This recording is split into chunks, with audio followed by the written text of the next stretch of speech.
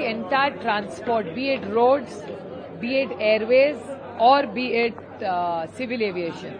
I think there are a lot of concerns, especially about safety. And I would thank Gadkari Saab because he has been somebody who has been openly asking MPs to focus on safety. So road safety has been a high priority of Gadkari Saab, and all of us have tried our best to work with him to make sure infrastructure improves as well as safety has to be a high priority. But unfortunately, our experience in railways as well as civil aviation has been extraordinarily challenging.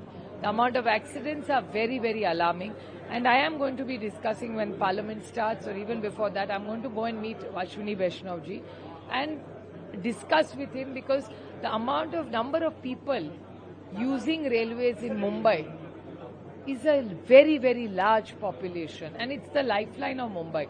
So I think Government of India needs to put in a lot of efforts and improve safety in railways in Mumbai and Pan-India one.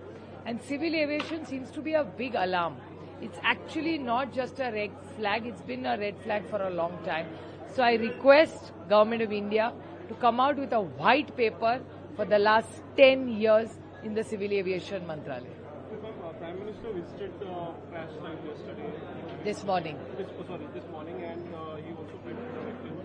How do you see No, I think it's very, very painful. I appreciate yesterday Amit Shah ji went, today Honorable Prime Minister went, and I think the whole country, and not just country, internationally people have reached out.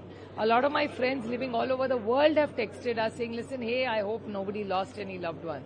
So it's been a very, very difficult 24 hours for all of India, I think. We are all deeply pained. There were little children, senior, and Vijay Rupani ji, who's been a most wonderful colleague to all of us.